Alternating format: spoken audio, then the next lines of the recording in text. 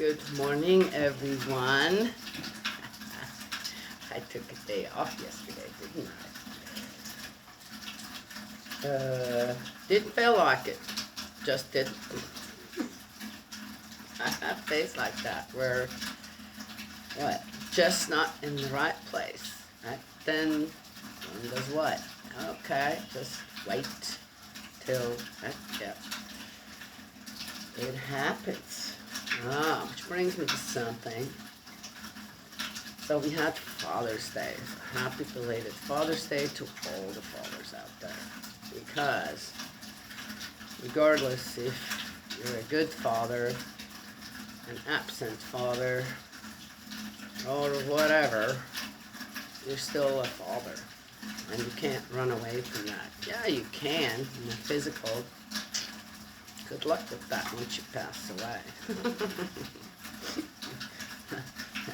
Is there a place in spirit world for fathers who were never fathers, in a way, right?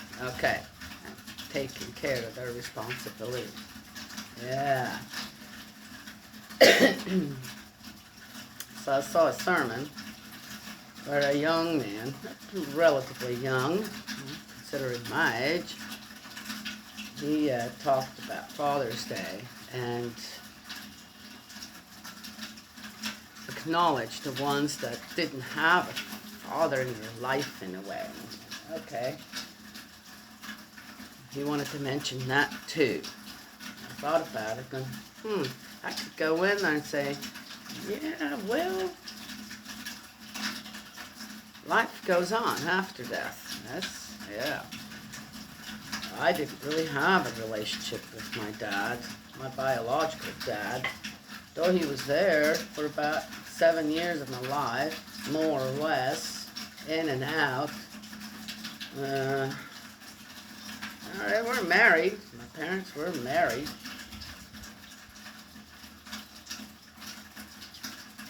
But really, I couldn't say that I had a good relationship with my dad or a bad relationship with my dad. I didn't have one at all. I was just there. The problems were between my parents, right? Us and us children. There were 3 of them eventually. Right? We were just kind of in the way.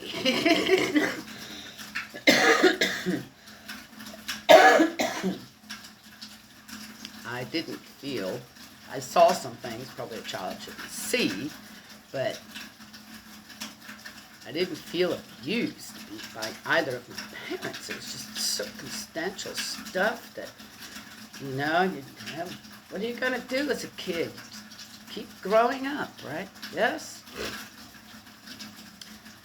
And then didn't see my dad for many, many, many years. 10 years, 12, 15 years or something. Then he suddenly was back in our life. Again, in and out. Okay, now my parents are divorced. And, well, anyway, I have to say, right after, you did not. I thought it would help her rain here. We got a dog with a raincoat on. Oh my gosh. I bet you guys have never seen anything like this. Dog in the raincoat. She has a bad ear. My daughter's trying to keep it from getting wet.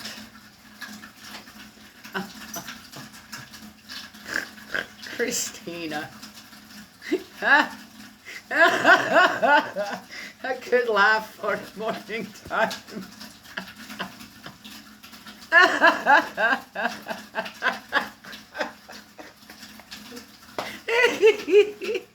And it's pink for a girl. Yeah, I'm a girl. Coda has one too.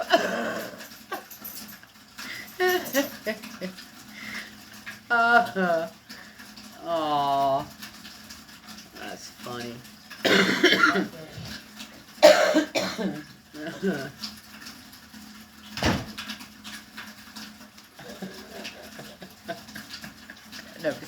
anything like it. Oh my gosh. Oh, that's funny. Dog with a raincoat. Where were we? Oh yeah, going to Dad's. That was before the divorce, but they were already separated. It was, you never knew what you were going to get into when you went to Dad's. Okay, again, there's no abuse going on, so he had some odd friends and all that, but okay. Yeah. Going to Dad's on the weekend. Oh, so did our dad take us places? No. No, it was mainly staying where we were at. When we were going anyway, it was to a restaurant where my dad would get drunk. Oh, we always made it home. How sometimes, I wonder, but we did. No, we weren't, no, there was no alcohol laying around for us or anything. No, I said odd. So, but it was always, even when I was with my dad on weekends like that, which were very sporadic. I don't know. I don't remember my dad hugging me or anything like that. It was, as I said, just there. I was just there. But as far as a relationship with my dad, I just didn't have that. Why am I saying all this? Because when my dad passed away, and I was on my spiritual journey in a way, and on a good one. And I got many things straightened out, also with the family that I had at the time, or I still do, but, young children, I'm a young woman, I'm in marriage, I'm involved in church, yes. And my dad made it possible for us to be a part of certain things that, because of money, would not have been possible otherwise. Because he left us all something to inherit. Yeah. Then, so was that the right thing to do? Well, I remember, mentioned the story before, where I drove to drop off the money for this ancestor liberation ceremony. And this eagle, gosh, it was a bald eagle in the Bay Area, from Berkeley to San Leandro, followed us. And I'm looking, what the heck's this bald eagle doing here? I know what I'm seeing. And followed us the whole way. And I knew it was my dad in a way. It was a sign of approval, of gratefulness, of whatever goes with all that, of my dad. And then during the ancestor liberation ceremony, which was, I can't remember much except for I stood in line there. Don't even remember why I stood in line, to tell you the truth. But I remember feeling, I saw, I felt all these spirits in two lines behind me. And right in front of it, on my left, was it on my left? I'm thinking now. No, it was on my right. Stood my dad. Yeah. Okay. Oh, yeah, well, gotta be me.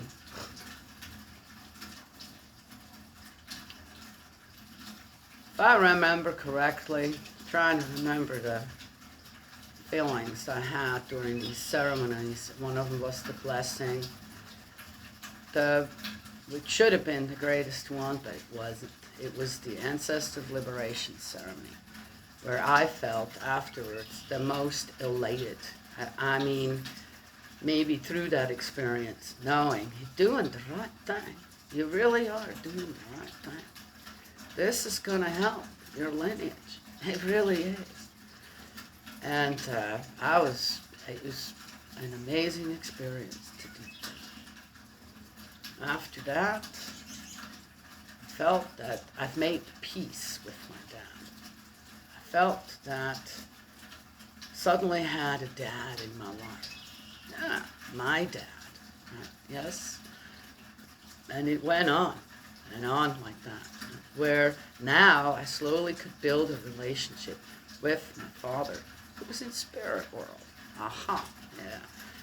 And yesterday, one of the people I thought of immediately, Father's Day, was my father in spirit world. And I wished him a happy Father's Day. I said, you know, maybe you've not done such a good job as a father in the physical, but in spirit now. Maybe because he has to.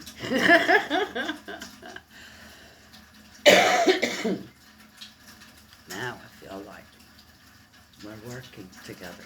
Yes? Yeah. Not just have a relationship. We're working together. Yes. For God.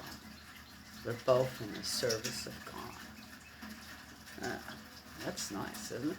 Yes. So, all you people out there, right? Yes? We are reminiscing when Father's Day comes around. I don't have a father to wish a happy Father's Day to.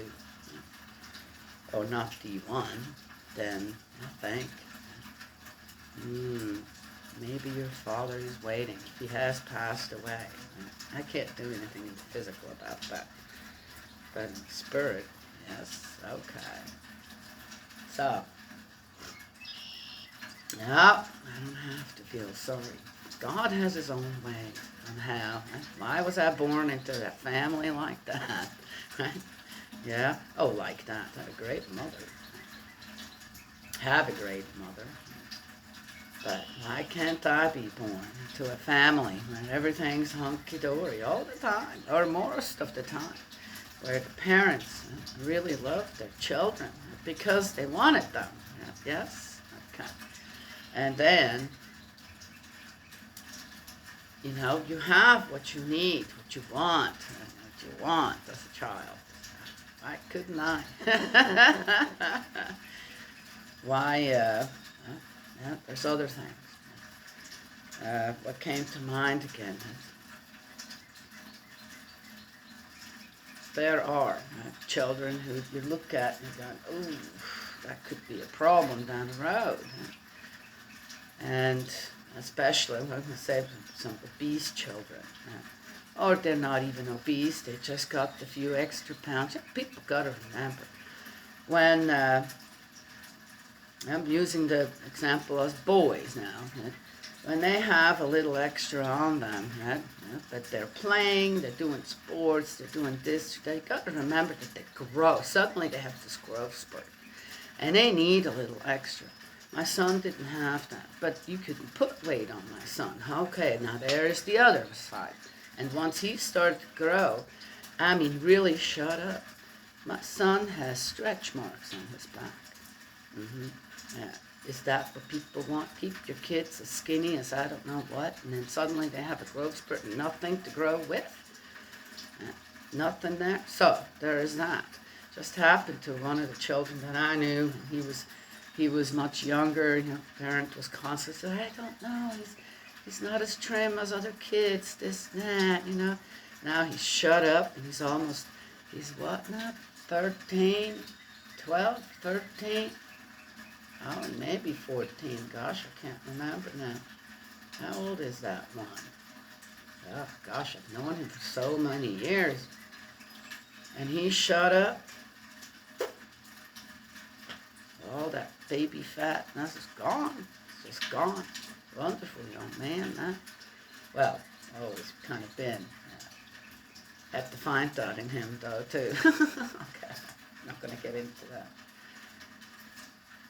When I hear a young boy say, yeah, I know, this, and yep, I don't even have to ask him, he doesn't have to say anything, gets bullied over something like that. And the best thing that parents can do, it seems to be not possible to not have that in schools or wherever. Bullying, what is that?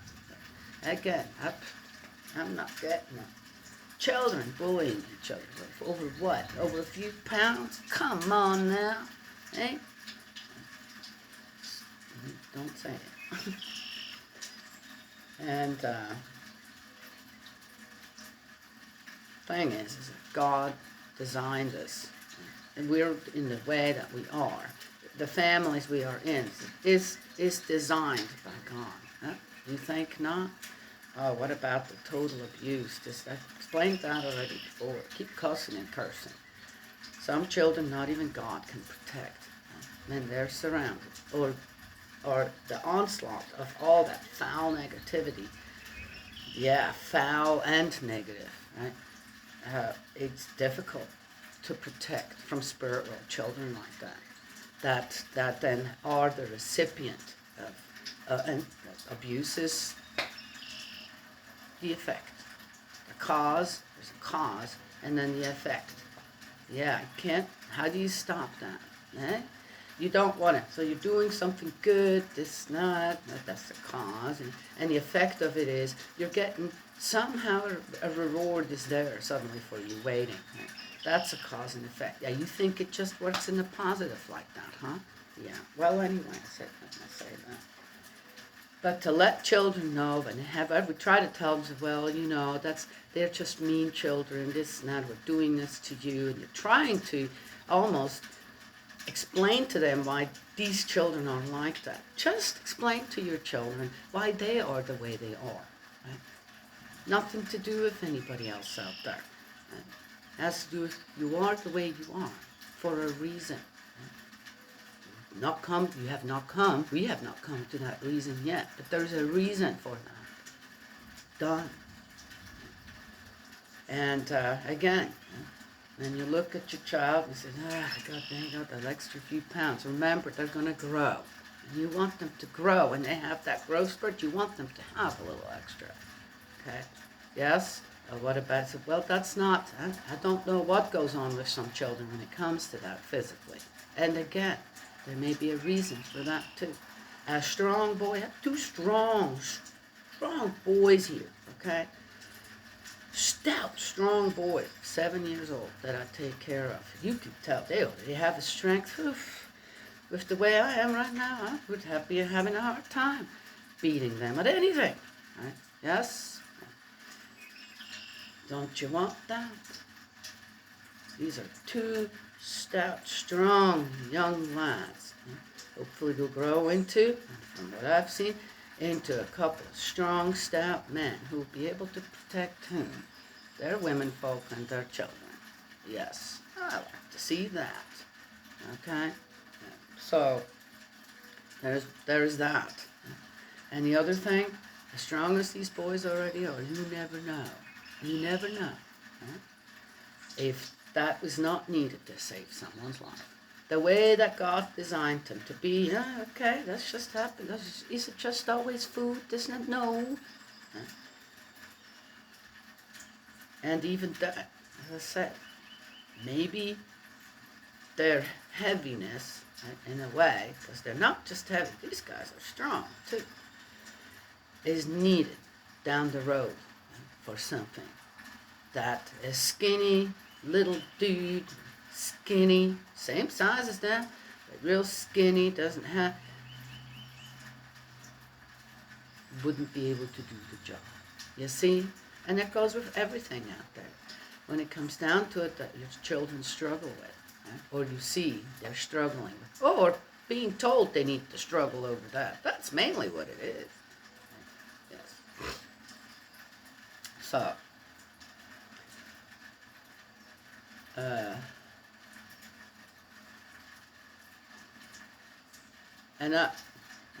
then give them a good reason.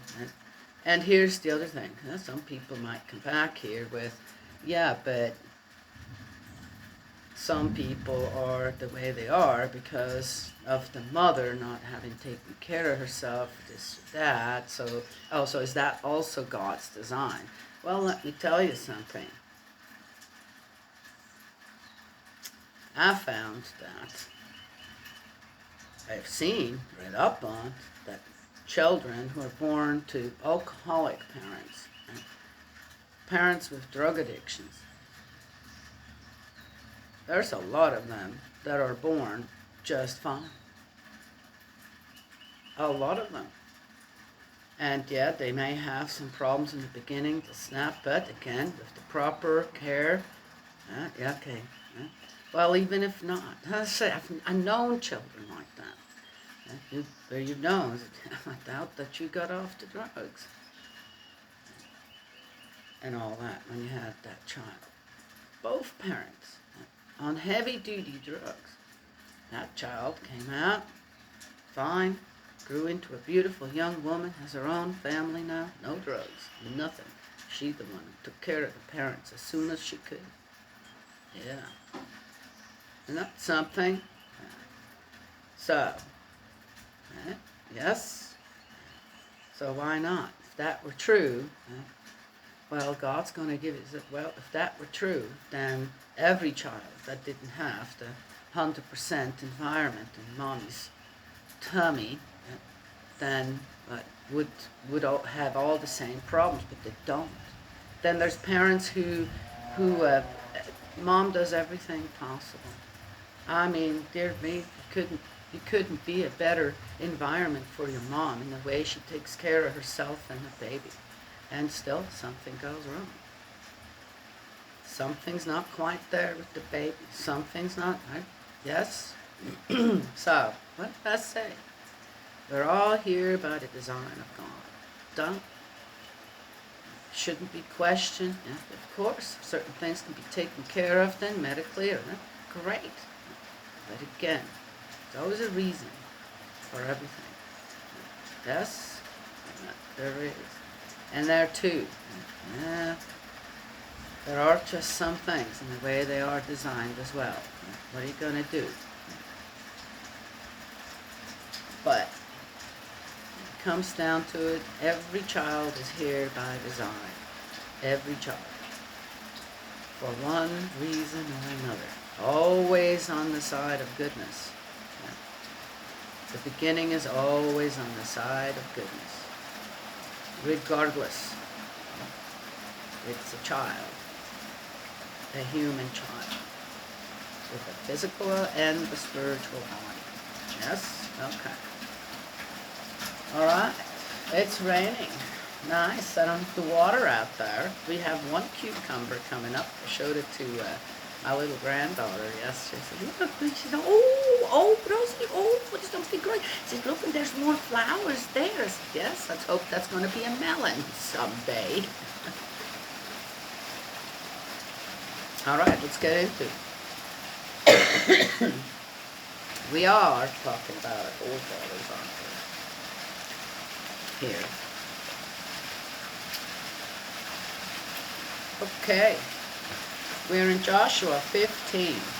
The tribe of Judah. The portion failing to the tribe.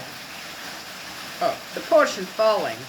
It's a bit dark out here. Woo, Daniela, how are you going to read all this? I'm going to. The portion of falling to the tribe of the sons of Judah by clans was near the frontier of Edom, from the desert of Zin southwards to Kadesh in the south. Their southern frontier began at the tip of the Salt Sea at the southerly bay. It proceeded south of the ascent of Scorpions, crossed the Zin, and came up to Kadesh Barnea from the south. Past Hezron, it went on to Adar and turned towards Karka. The frontier then went on to Asmon, came out at the torrent of Egypt, and reached as far as the sea. This is to be your southern frontier. Torrent of Egypt. Man, they got really close there. Too again. This is mentioned twice in different directions. The eastern frontier was the Salt Sea as far as the mouth of the Jordan. The northern boundary began at the bay at the mouth of the Jordan. The boundary went up to the Beth Hogla, passed north of Beth Arabah, and went on to the stone of Bohan, son of Reuben. The boundary then went on to Debir from the vow of Acre, and turned north towards the stone circle opposite the ascent of Adumim, which is south of the torrent. The boundary went on to the waters of En Shemesh and came out at En Rogel. It then went back up the valley of Hinnom, coming from the south to the flank of the Jebusite, that is Jerusalem, and climbed to the crest of the mountain, bearing the valley of Hinnom to the west, at the northern end of the valley of the Rephaim. From the mountaintop, the boundary curved round to the spring of the waters of Nephtoah, went on to the towns of Mount Ephron, and then turned towards Baalah, that is, Kiriath Yearim. From Baalah, the boundary curved westwards into the highlands of Seir, skirted the northern slope of Mount Yearim, that is, Chesalon, went down to Beth Shemesh and through Timnah, came out on the northern flank of Ekron, turned towards Shikharon, and passing through the highlands of Baalah, came out at Jabneel, and reached as far as the sea. The western boundary was the great sea itself. Such was the frontier surrounding the sons of Judah by clans. Wow. That's a lot. Sounds like a lot, doesn't it? Yes? Oh. What's going on here?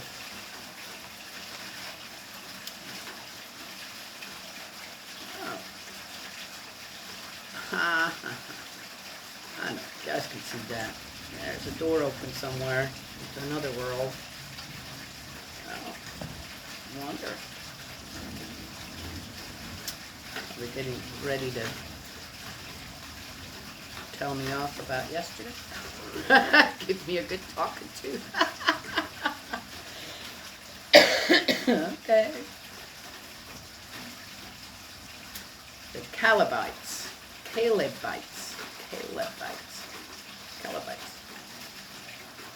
Occupy the territory of Hebron. Oh, now we know what Caleb shared. Wait a minute.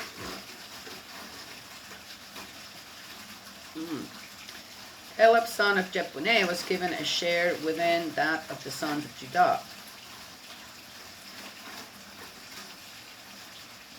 In accordance with Yahweh's order to Joshua, Kiriath Arba, the town of the father of Anak, that is Hebron. Wait. Caleb, son of Jephunneh, was given a share within that of the sons of Judah. Aha. Now, what did I say before? He's a Canaanite, right? Not an Israelite. So he was given territory, but he wasn't given territory all to himself. So he's been given something within. Right? That's why what? Judah has such a huge territory. Right? Still all belongs to Judah, yet Caleb is getting part of it on the inside of that. That's interesting.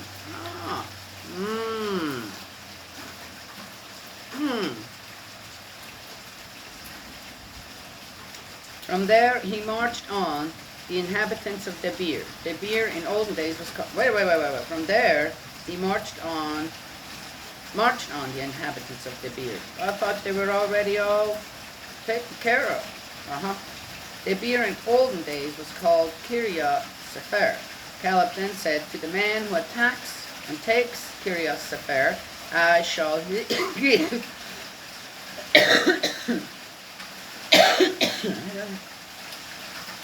daughter Achsah as wife. Wait a minute now. I thought they were already taking care of everything. So they haven't?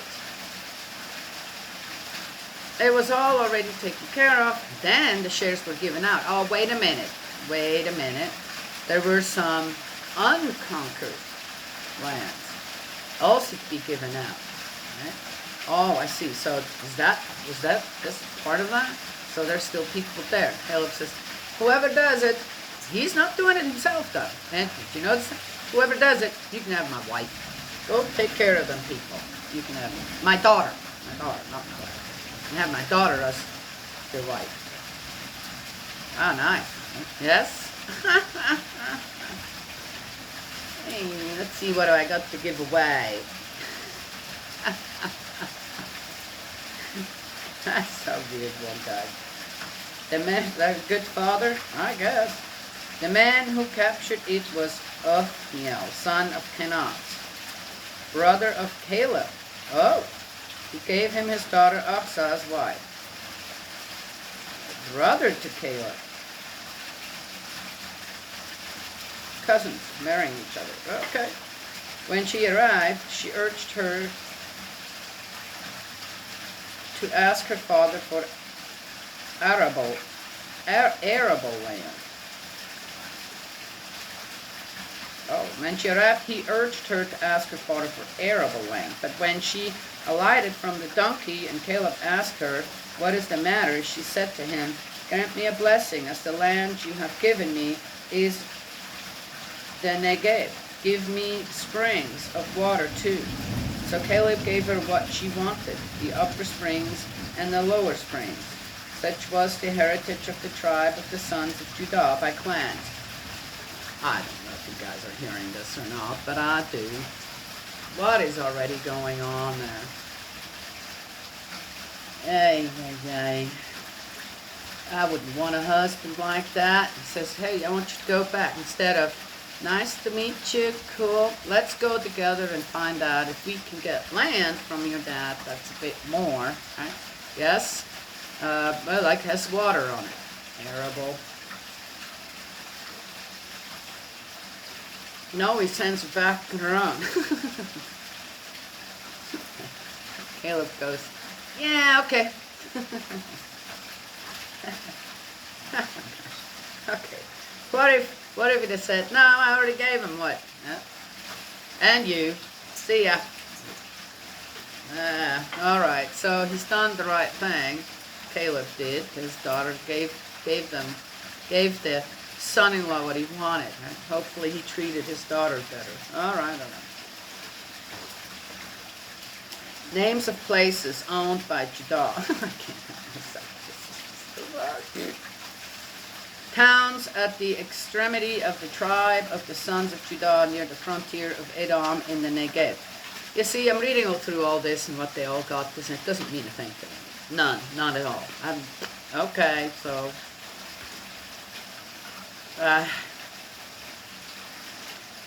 Kabzeel, Arad, but I noticed other stuff.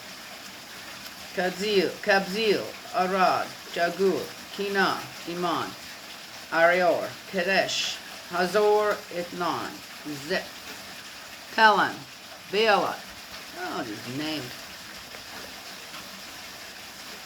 Hazor Hadattah, Kiryat Hezron, that is Hazor, Amam, Shema, Molada, Hazar Gadah, Heshmon, Beth Pelek, Hazar Shwal, Beersheba and its dependencies, Bala, Lim, Ezem, El Tolad, Jezil, Hormah, Siklag,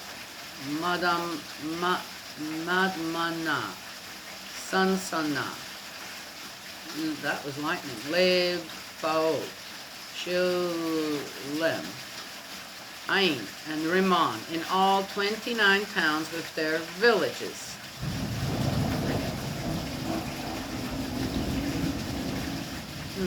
Villages. Okay, so there were people there too? And the lowlands.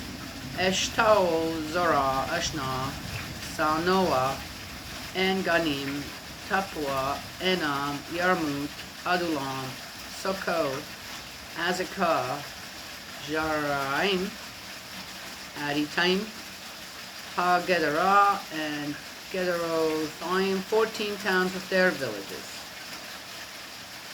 Oh, we're still doing the Judah thing here. Or every tribe, we're gonna find out exactly, let me see here. Yep. All the way through to 20. Okay. So, we're getting to know a little bit about each tribe. Well, that's what I asked for before too. All we know now is what they're taking over though. Okay,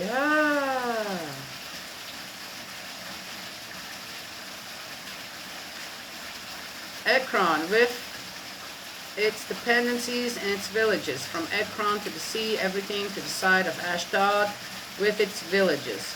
Ashdod with its dependencies and its villages. Gaza with its dependencies and its villages as far as the torrent of Egypt, the Great Sea forming the boundary. In the highlands. A thought just came to my mind, and oh my gosh, this is so boring. Oh, is it so boring? Not to me. Okay.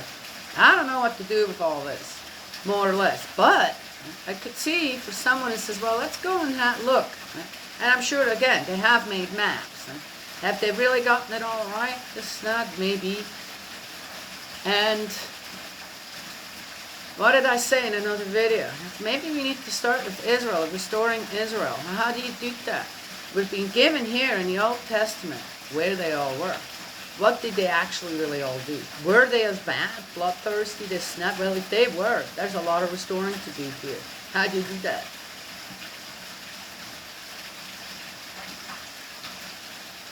Interesting question. I have some ideas, but I don't know if they're feasible.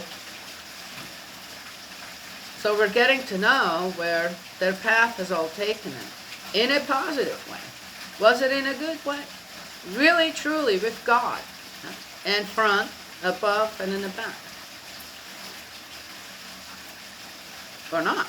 Was it a bloodthirsty killing spree? I was wondering. I'm not accusing anyone. I'm just wondering. What was it?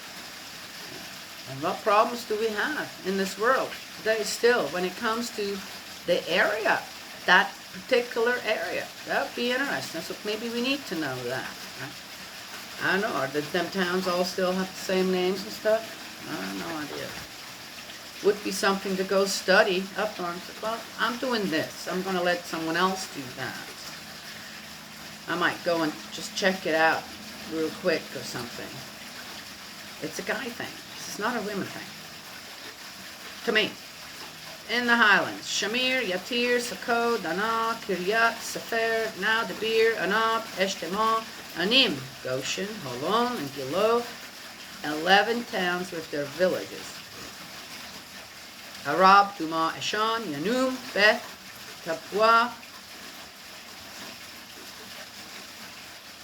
Oh, this is still Judah. Wait a minute, that was given to him? That is still all Judah. See, some of them I recognize. Pekah, Humta, Kiryat, Arba, now Hebron. Wait a minute. That's supposed to be... It's not supposed to be Caleb?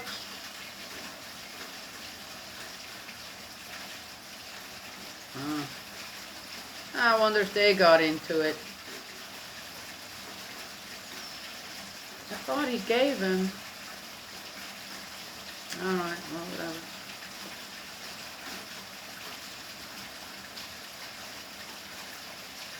Too many names, I can't remember that. Yeah, Hebron.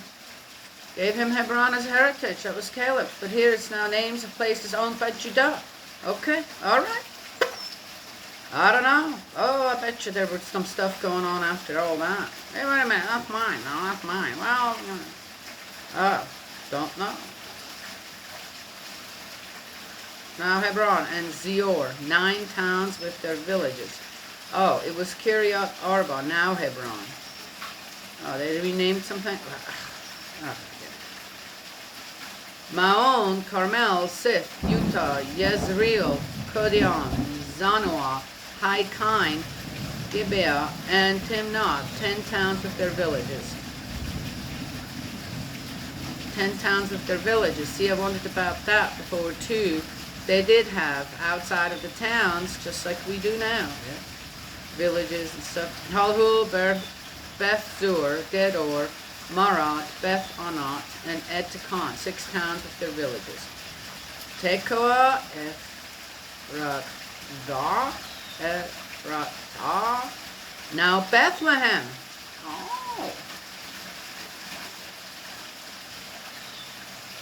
Peor, Etam, Kulan, Takam, Zores, Karem, Galim, Bethar, and Manach, 11 towns with their villages. Oh, look, there's Bethlehem mentioned. Well, this must have been written at a time much later, all this, than when it actually happened. That explains a lot. Because who would have known? Okay, all right.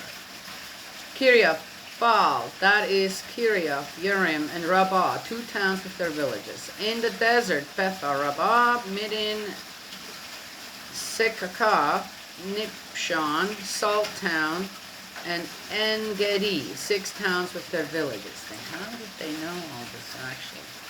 So it was written down by Joshua, the head scribe. The Jebusites, however, who lived in Jerusalem, the sons of Judah, were unable to dispossess, and the Jebusites still live in Jerusalem today, side by side with the sons of Judah. Aha! Wait a minute. So again, that's the end of 15. To me, I feel like my mouth just got exercised. Pretty names, though.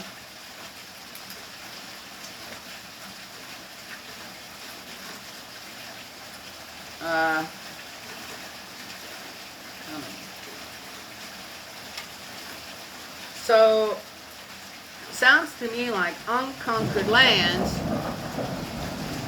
they were just absorbing the ones that, didn't, or had the same kind of treaty as they did with Gibeon.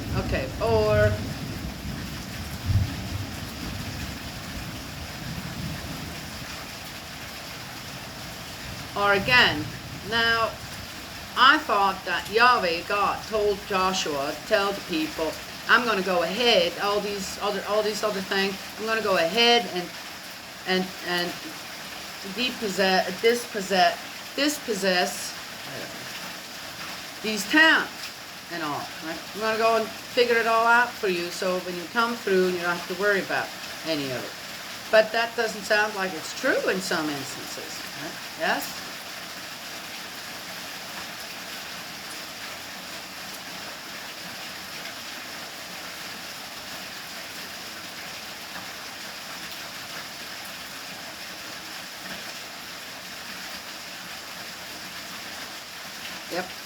Yep.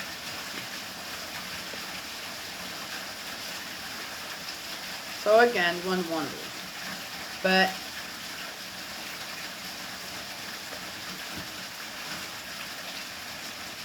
do we really know all this now with greater understanding? We're living so many thousands of years later. We have greater understanding of everything. We should definitely have greater understanding of the nature of God. If you're a believer, if you're a Christian, even if you're a Muslim, you should. This is one part of the history in the world, right, that, as it was there in the Old Testament, thousands of years ago, this is one part where supposedly God worked, right? Yes? So, we know that. So, again, this is now, so many thousands of years later, have we evolved in a greater form, in a better form, in a more ideal form towards God? Or not? Have we gotten farther away? Well, if we start to have understanding, what it went on in the Old Testament, then, is this really that is theirs, that's what, and these were the people of God, or, wow, is there something we need to restore here? What's going on? What went on? What happened? Is that really the right thing to do? Displace so many people? Kill so many people? Suddenly make them into your servants and slaves?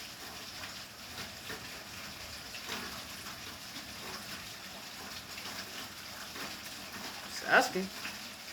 To me, it sounds more, you got all them towns now. You got the area, area's good, but they're not all populated. We're talking people here. Got all the towns and the villages.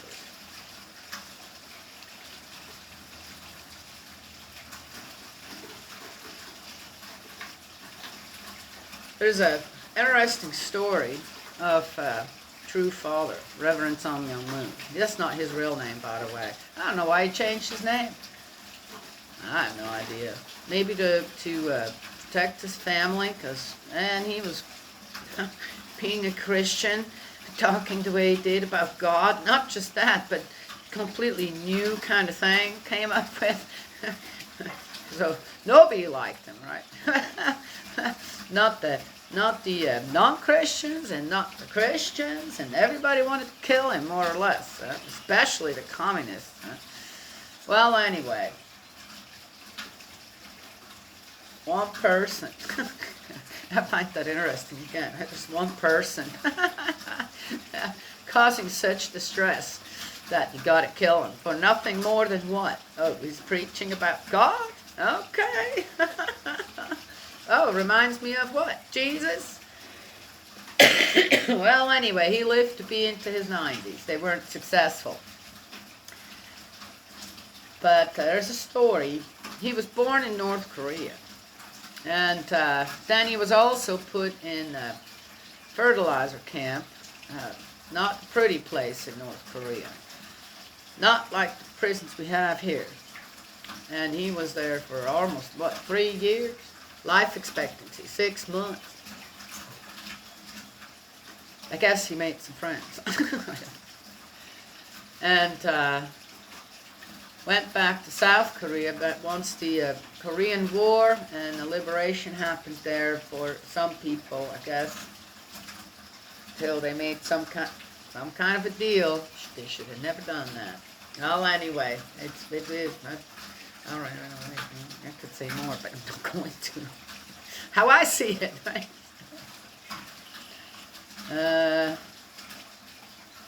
And then many years passed. So Reverend Moon went back to South Korea. Many years passed, and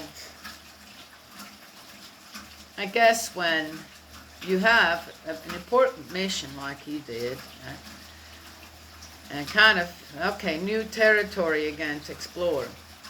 You want the place you were born at to do well. And more than anything, you want that place to be what? God's place.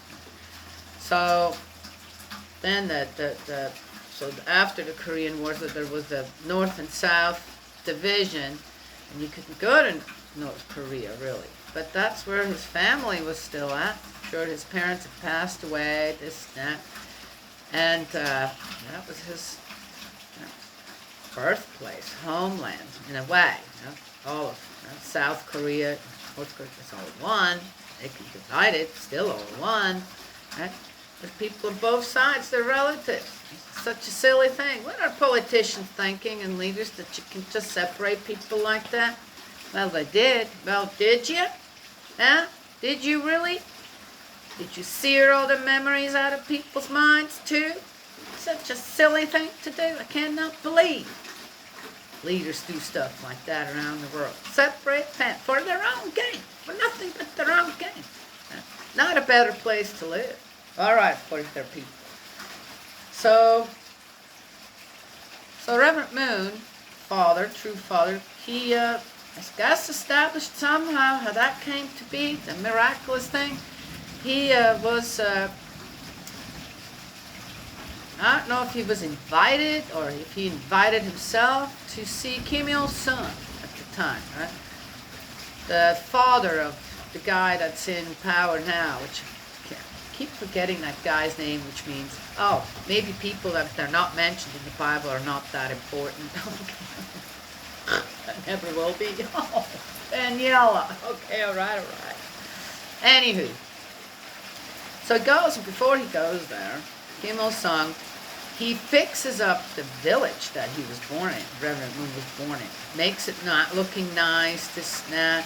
He fixes up the graves of his parents really nice, okay? And then Reverend Moon goes. All right, long story short, after he, I have to tell you this. He stands in front of all these, they have these conferences, whatever going on. So he stands in front of Kim Il-sung, the president of North Korea, and all them other big people there, right, around Kim Il-sung, and he says, you cannot not have God in your country. You can't do that. You have to let people believe in God. Here is the entourage that Reverend Moon himself, if they're all worth, we're going to jail, we're going to be killed. Right? Done. But they didn't. In the end, it seemed like he was protected. He was in the worst environment to say that to someone. Okay? You have to let your people believe in God. You cannot do what you're doing. That's what he did. And nobody disputed him. So True Father was there, Reverend Moon was there in his home, what do you call it, hometown Providence, his homeland where he was born, on the side that was just communist.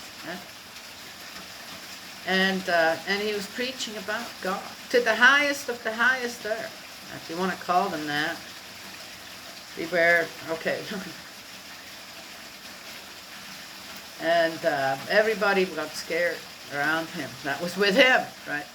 We're not going to get out of here alive, but they did. In the end, Kim Il-sung and Reverend Moon were hugging each other. Hugging. Koreans hugging? Yeah, okay. Then, it gets better.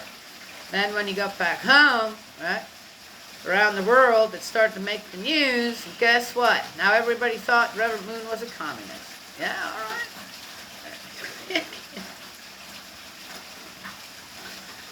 Which isn't true. But I think it's a nice story. Nice story. That's a courageous, brave story. To go someplace where you know restoring needs to happen. Yes? How to restore. Oh, is it restoring now in North Korea? The foundation has been laid. The spiritual foundation is there. What people do afterwards, again, so, and we all know it takes hundreds, thousands of years to change something properly. Right? Yes, it sure does. But little by little, right,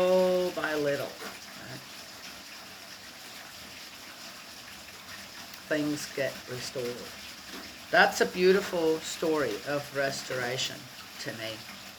And I'm sure that True Father didn't just do that for his own, his village that he was born in, and the graves have got taken care of now. That's nice looking. No, he didn't ask for that.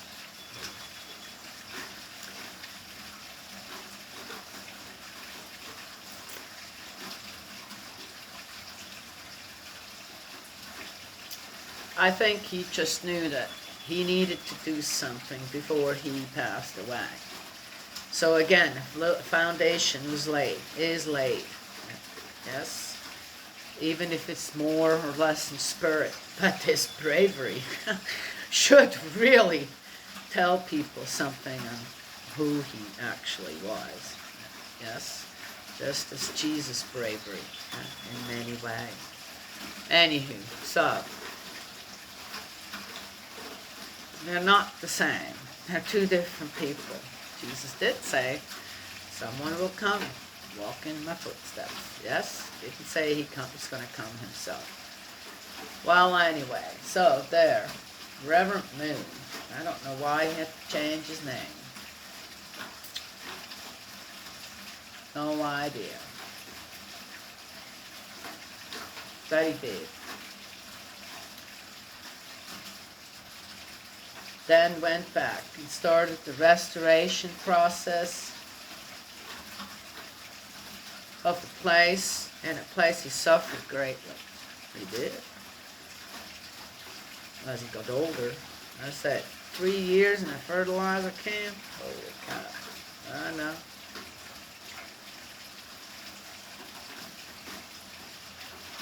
And other things.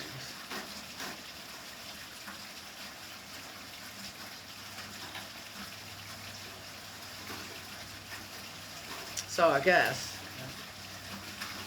in a way, does Israel, the descendants of Israel, have to, should, nobody has to do a darn thing, should go around and see, oh, did I have ancestors? Which tribe do I belong to in the Old Testament? Do I need to go in some of these areas and maybe go and shake some people's hands and say, hey, I'm sorry for what my ancestors did to you a long time ago. Maybe go and find some of them rocks or this or that and say a prayer. A prayer of repentance. I don't know.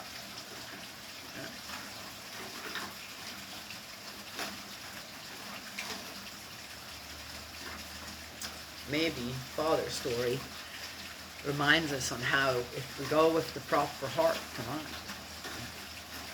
then and with truly God with you, on how you will be received if you have any contact with people when you do that. Yes, you don't have to. Many different ways to restore some things from the past. As I said, with my father. Yes.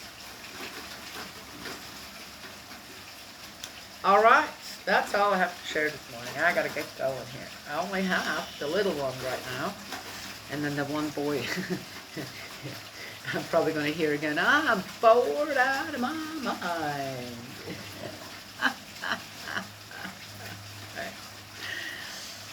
Just listen all off, but really, tell me about it. How does that feel like? Yes, yeah, something coming. Well, you know, I like having conversations with children. They're very interesting. And you'd be amazed on what comes out sometimes. Out of a moment like this, I'm bored out of my mind. What do I do? I've got to do something with it. He's the one bored out of his mind, not me. And I'll just start a conversation. So really, tell me all about it. Pretty soon you're into a conversation. Pretty soon you're into some kind of an activity, and there you go. Right? Yes, yeah, that's fun. Okay, gotta go. God so bless as always. May He protect you, and I will. So, another time.